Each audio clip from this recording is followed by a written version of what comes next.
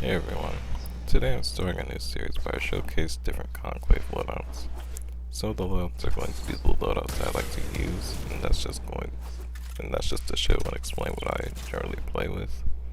Other loadouts though will be loadouts that I think would generally work well for most players, especially newer players. So most people should see success in using those loadouts themselves. Today's loadout will be in the first category though, and it would be what I consider to be my signature loadout, the Annihilator. So for those of you wanting both ideas for yourself to use, don't worry. My next loadout video will be exactly that. I'll be using this video and this loadout to explain various concepts related to strategy and gear synergy, which will make my future loadout videos easy to understand, and I'll take less time explaining it in those videos. The Annihilator Loadout consists of my main warframe, which is Oberon, along with 3 of my favorite weapons, Ogris, Sonicor, and Sylvanegus. Despite using weapons that are mainly good at close range, I use a build with 0.7 mobility for boosted health, and some damage reduction while rolling. This means that my opponents can keep away from me, and restrict my damage sources to Ogris and Smite. Just by keeping out of the ranges of the other 2 weapons and my other abilities. This thing I'm going to refer to in future videos as range control, which is kind of important for this loadout, and I'll get to that later, but like basically your mobility kind of determines how much control you have over the range of different encounters. So if you're using a shotgun, for example, you want to be up close, but if your opponent is faster than you, they can generally keep away. And there's a lot to that, which I'll talk about a little bit later. So basically, because of my lack of mobility, opponents can choose to stay away from me, which theoretically puts me at a disadvantage because my weapons are most suited to close range. Ogres can be used at long range, and because I'm pretty experienced with using it, probably being my single most used weapon, I can generally handle that, which is why I'm not too worried about an opponent's option for doing that. But if you were to use a lot yourself, you do have to make sure that you're able to beat someone with an Ogres at whatever range they choose to stay at. Or else you'd have to modify the build, and you'll understand why that could be a potential problem later on. If you ever used Ogres before, you might be surprised by the fact that I'm actually most worried about high shield values rather than high health values. I think high shield values are kind of a weakness for Ogres, at least when you can't control range effectively, right? So if I was high mobility and I could just keep up with opponents, I wouldn't really have a problem with needing to deplete shields in 2 shots. But having to deplete shields in 2 shots when my opponent can run away pretty easily makes it really tough. I would if I need to use 2 shots against someone's shield, it's really bad for me to not be able to actually keep up with them. Now, according to my stat chart here, a warframe would need to go down to 0.8 mobility in order to reliably survive an ogre shot, unless they either sacrifice energy regeneration by using no current leap, or they're using Ivar Prime with boosted shields. Ivar Prime with boosted shields is kind of a weakness for this loadout, but I do have 9 other loadouts to use on the off chance that someone has that, or one of the other few counters. Now, once a warframe's shield is gone, there's a considerable chance that I finish him off with another ogre shot, possibly with some smite damage added to it. Alright, and even if I don't actually finish them off, one shot their health, that's perfectly fine for reasons I'll explain in a bit. Alright, let's talk more about this mobility though, because that's really important. With my melee out, because of the Sword Alone mod, my mobility moves up to 0.8, meaning that I can match the speed of almost any build that has enough shields to have some left over after a full damage Ogre's Blast. Now, my opponent would presumably have the option to bring out their own melee and activate their own Sword of Lawn mod, so then they're faster than me again. But remember that my build is a close range build, and with their melee out, they're not able to shoot me. Of course, they can quickly pull out their primary, but that's gonna slow them down. So with some patience and stuff, I can pretty much like catch up and keep up with anyone who is pointing mobility. It's easier to force an engagement into close range than long range because of that sort of dynamic with the Sword of Lawn mod. So if I'm just a little bit below someone's mobility, I can still gradually keep coming closer to them. So while they may be faster than me, I have just enough speed to actually be able to actually kind of catch up and keep up with them. Now, if I was using a build that was more suited for long range, this could be a potential problem because using Sword alone to control range would be less viable since I'm not trying to get in close, meaning that I wouldn't want to be using my melee for the range that I want to be at. So that's something worth keeping in mind, but since this is a build mostly suited to close range, using my melee for that purpose is fine. So basically, only a single Warframe build can have both a problematic amount of shields and mobility without using no current lead. As I said before, Warframes without energy regeneration don't worry me for reasons I'll talk about later. Naturally, you'd think that I would have the same analysis of health thresholds along with mobility and stuff, but that's actually not necessary, and we'll take another look at my overall build to see why. You can see that I have 140 health with damage reduction while rolling, and pads of health regeneration. On top of that, I have buff power strength and casting speed when my health gets low. Overall, this makes it really difficult to deplete my health. It's really hard to one-shot my health, and any damage it takes, it's easily healed off. If my shields are allowed to regen, that healing can be passive. And against a more aggressive opponent, I can use renewal along with some sort of cover, because my third ability is buffed when I get close to dying. Alright, so an important aspect of this is that my opponent would have a hard time depleting my health, and I'm resistant to having it chipped away. At the point when I start taking health damage, a prolonged battle is advantageous for me because I'm almost guaranteed to be healing faster than my opponent. For similar reasons, I'm not worried about no current leap users because I'm gaining energy over time to use against them while they don't. Now earlier you probably remember that I said that I'm not worried about one-shotting my opponent's health with Ogres, and this is basically why. If I can just deal a considerable amount of health damage to them, and like they decide to run away, I'm gonna out-heal them pretty well. So if we keep getting into encounters where we each break each other's shields and do some health damage, it's very likely that I'm gonna win, even if they have a punch weapon of some sort. With some exceptions, if I were to go with the strategy that I use for most weapons, but I have ways to cover for some of those exception weapons like Snipetron. Here's the tricky part now, or I guess the trickiest part besides using Ogres at long range.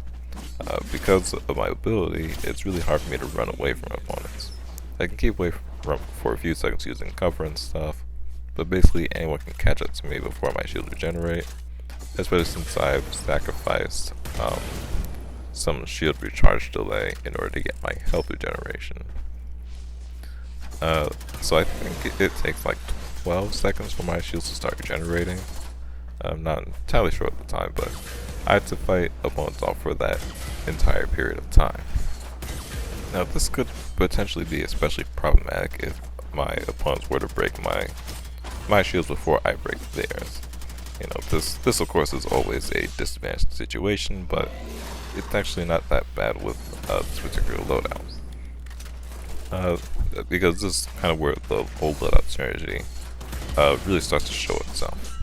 So let's look at a worst case scenario, which is where an opponent takes out my shields while having shield remaining and having a high amount of health and armor.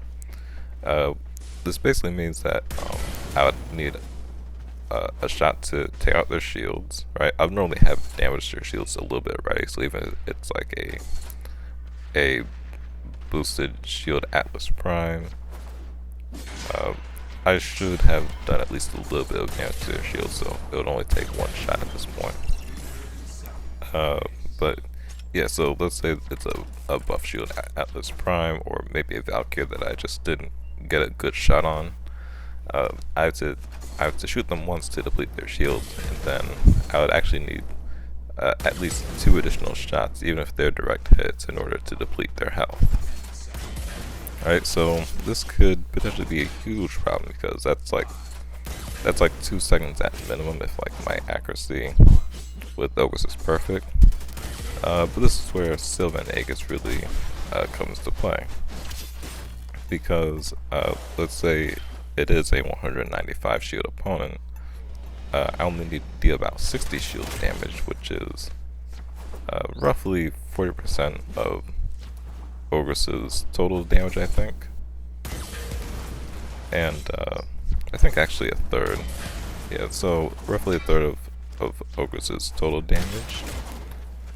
And then at that point I can hit them with my Sylvan Aegis air attack, taking out the rest of their shields and applying a heat proc to them.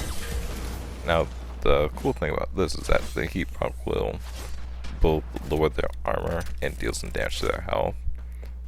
So it'll actually be a lot easier for my Ogres to actually kill them. A Valkyrie probably would normally survive a direct Ogres hit, like I said before, but a heat proc ensures that it's a one-shot. And if I don't get a direct hit, a combination of Ogres hitting reduced armor plus something like Sonic Core, along with the heat proc ticks that actually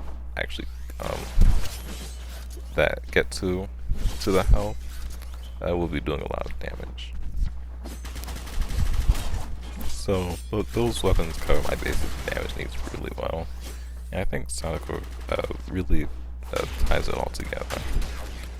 So as you know, as you probably know at least, Sonic Core will knock down on hit, dealing a damage which most people consider to not be noteworthy, although I consider it to be quite useful. I probably have a clip in here somewhere of me actually killing someone with it. Not like their entire health and shield bar, but enough damage to actually finish people off. But more importantly, it'll deal a considerable amount of shield damage. It's 25 per hit, which isn't a lot. It's less than a single correct bullet. But that means if I get 2 hits, I have that's 50 shield damage. And something that I do sometimes is that I'll hit someone with Sonic Core, and then I'll hit them with my Sylvan Aegis, and then I'll actually shoot them with my Sonic Core again. So that means that adding on to the Sylvan Aegis is 120 damage, 120 damage on air attacks. I'm adding another 50 damage to that, which brings it all the way up to 170. And then it deals like 24 damage, I think, in heat procs. So that's like 194 damage. So it goes from something that's like that. So it goes from like roughly Rubico damage to Vectus Prime damage, which I think is pretty cool. But I think more accurately, like regular Vectus damage to Vectus Prime damage. Another cool thing about Sonic Core is that if I shoot someone within about a second of their shield regenerating, it'll actually take out all the shields that they regenerate, because it's like 20 shield regen per second after the recharge delay, and it deals 25 damage. So if I just hit someone just as they start regenerating their shields, that goes down, and then I can hit them with a Silva and Aegis hit. Whereas if I were to just hit them with it straight on, it might be a little bit quicker depending on the situation. But I would have all the damage except for the heat proc shield gated instead of getting the rest of the I think it's like 84% of the damage, so that's pretty big. So with Sonic, I also have a lot of other combos. For example, I like using Howled Ground a lot. Howled Ground is actually my favorite ability. So I can place Howled Ground down. Like, let's say I hide behind cover or something. That's how I usually do it. I hide behind cover, and I'll place down Howled Ground. And then someone, of course, trying to be aggressive to actually take out my health would come through like the doorway or whatever location I placed it. And like they would usually jump over it, but because I have Sonic where I can actually knock them down onto it, and they'll start taking Howled Ground damage from that, which I can then actually combo with Silva and Aegis, which is a pretty good damage overall. So yeah. Let me think. Also, in like those sort of situations where like, you know, it's you know, difficult for me to survive. Like, you know, obviously I've said I have Renewal. I've also mentioned Howled Ground. I also like the synergy between those two because I can get Iron Renewal if I'm like trying to use Howled Ground offensively, but then my health happens to get low. So that's really good synergy there. And of course I have Smite in case I need to finish people off. So one ability I haven't really talked about is Reckoning, which I don't really like to use very much just because it costs a lot of energy. You know, I can do a lot more with like 2 casts of Howled Ground, or like a cast of Howled Ground plus a cast of Renewal than just use Reckoning once. But it is there in case of like a desperate situation. And I think it also works pretty well as a conditioning tactic, so like if you show that you're just willing to use it, any smart player would actually try to avoid it. And so opponents have to be aggressive against me, but I actually have a lot of options to deal with that aggression. And I guess that's pretty much the whole point of the loadout, which I'm really trying to explain here. So basically what I've done is that I made it so that my opponents generally need to be aggressive in order to kill me, because I'm set to win easily in a match of passive or overly careful play. Then I've made sure that I actually have the options needed to beat aggressive opponents, and that's done through making sure that my weapons can threaten potentially problematic levels of mobility, which allows me to chip away at or potentially one-shot people's health, because my health will always outdo their health. If they have potentially problematic amounts of shields, I can almost always keep up with them at the very least. And when they're ready to be aggressive, I have many ways to deal with that because of the synergy of my warframe and weapons. So that's all you really need to know. That's how the loadout works, and it's really effective for me. Like it's my favorite loadout, what I consider to be my signature, as I said before. So you can use that sort of thinking to sort of check what your loadouts can do. This video doesn't really talk so much about the process of making this loadout, and this loadout kind of just comes from my years of experience, and not really that's just the experience itself, but the personal preferences that I've gotten from that. Now, the next video, the next loadout I showcase, I will actually talk a little bit about the process of trying to put together a good loadout, and it's a lot more I guess free and open than it may seem. It's not like a very restricted thing. You can really get creative with it. So yeah, I'll talk about that one. Well, I'll talk about the process a bit more next time. But overall, I think it's a lot like making a good Pokemon team. If you ever played competitive Pokemon, you kind of know what I mean.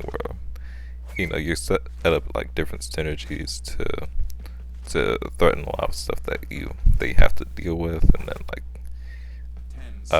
sometimes your team is gonna have weaknesses, and then you make little adjustments to things to like really cover for those. In Warframe, it's not as complicated, but I think it's the same type of strategy being used. So I often like to make that comparison. I was planning on talking a lot about specific counters and ability interactions, but I think the video is already pretty lengthy as it is. So I'll leave it at that. I hope you enjoyed, and I'll actually leave like extra information about counters and stuff in the description. So if you're interested in that, you can go ahead and give that a read.